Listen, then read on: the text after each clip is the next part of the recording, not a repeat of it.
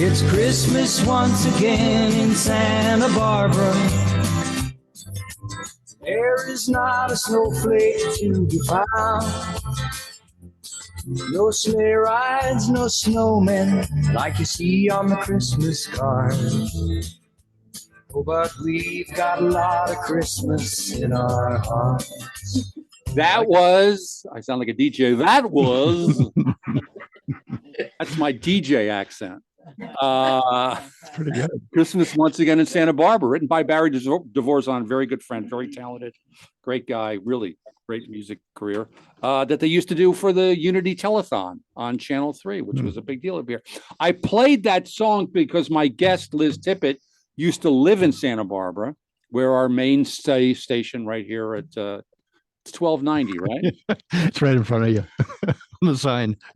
It's 1290. KZSB. I am so devoted to this. It reads. But Liz, how do and Jeremiah is going to join us here because Liz, didn't you work in a restaurant? Didn't you do some restaurant work? Okay. I did. That's the specialty, especially here in Santa Barbara. So we'll get. But how did you get to Santa Barbara? How did that happen? I was after college, I was like a creative writing major, and I went home and I was trying to get jobs in New York, like working for magazines and stuff like that. And it wasn't really happening. And then my mom's like, hey, maybe you don't hang out here for a while. And I was like, yeah, no, it's time to go. And because the Yankees are starting. And so my friend and I were at the bar one night, honestly, and we're like, let's move to California. And we were like, okay, anywhere from like San Diego to here. Like we were literally just talking like that. And then we're like, Santa Barbara's pretty. Let's move to Santa Barbara. Literally the next month, we just hopped everything in my like little Jeep and drove across the country and moved there. Didn't have any jobs. And then I started waiting tables, which I had done back east too. And where did you wait tables at? Here comes Jeremiah. Aldo's Italian restaurant on State Street. Do you remember it? Yeah. Across the street from the Enterprise Fish Company, right? No, it was. I thought it was further north. Aldo's. Yes, that's right. Yeah, it was on the left side. Way up. Yeah. Across from Palazzo? It was Palazzo. I'm thinking of Andrea's Seafood.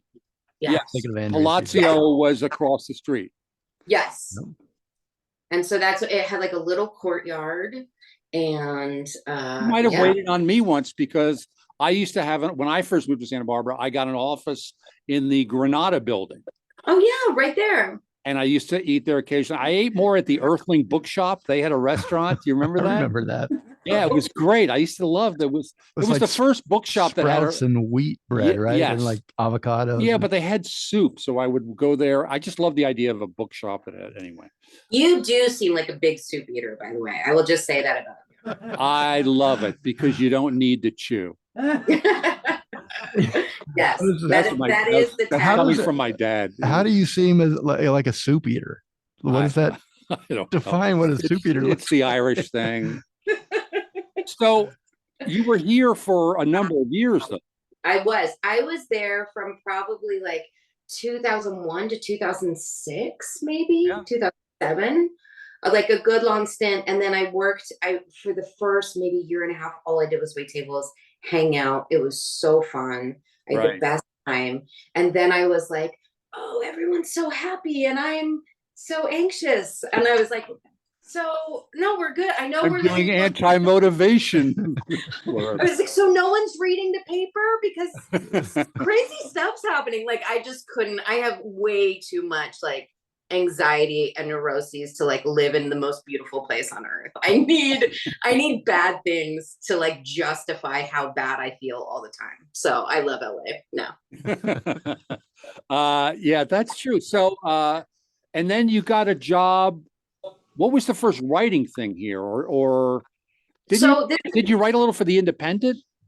I wish I had gotten an interview for the Independent like early on, and it was right up from Aldos, and I was so excited, and then I didn't get the job, which honestly looking back is probably a good thing because I think that seems like I would have fit right in and stayed forever. Like, so because those, I don't know, the independent writers, it's a really good life. You get to just kind of do what you want, be really involved in your community. So no, I didn't get that, but the first thing I got was working for Islands Media, which was down in Carp, and like all of us, everyone was like in their 20s.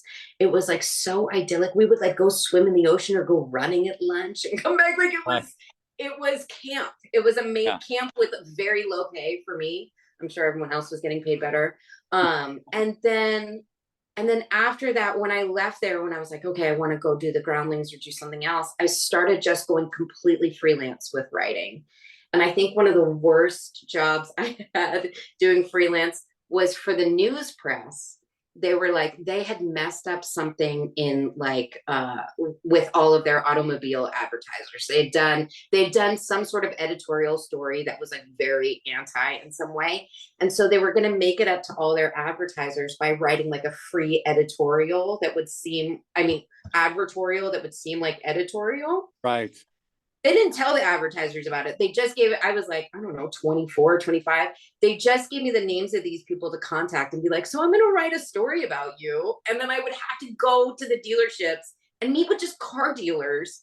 And I would try to like craft anything interesting out of what they were telling. And none of us knew why I was there. And I got paid $100 an article. And I was over the moon. I was so excited about that. And you got published.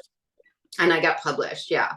So did you ever work at the Fish Enterprise Company here in Santa Barbara? No, only ever Aldo. I wish we had more time because the going out part, when you're a server at that age, right? There's 5 colleges. There's probably some pretty good stories there. There was so much fun, like night culture thing. And because everyone waited tables, you knew everyone from everywhere else. So you could go to any bar, you could do anything. They're like rock stars. It was really a lot of fun. Yeah. My first year after college, I tended bar in New York. And what you do is you tend bar, you work till 3 a.m. and then you go to another bar or an after hours club to drink. And you're doing that 7 nights a week. After hours party. Yeah. And it's just, and I was one of those times I realized it's sort of why I created an opportunity to come to LA is just, that's a dangerous life. Yeah. It's a lot. Get out. I have to say, Liz, I want to thank you because I've sat here through 34. This is a 34th show at Tim Stack, and he's never invited me on until you were here. So I wanted to thank you. I'm so glad. We're going to do some editing. It's a throwaway. Because this last sequence did not. We do have to wrap it up, though. Liz, thanks so much for doing this. Again, this is so, go ahead. I was just gonna say this is so fun. It's like all of our other phone calls, but this time you're recording it instead of me recording yours. Yeah, and I'll tell you the thing I did with Liz afterwards as soon as we stop tape, if we have time, because they booked this place like there's another couple coming in. It's like Vegas wedding chapel. There's another radio show. Get out of here. Okay, I'm getting the high sound. We got to go. Liz, thank you so much. Trolls World Tour opening in November. Take your kids, take yourself, because it's going to have NSYNC involved. And I'll see you next time on It's Radio with TV's Tim Stack. All right, we're clear. I will stop the recording. You can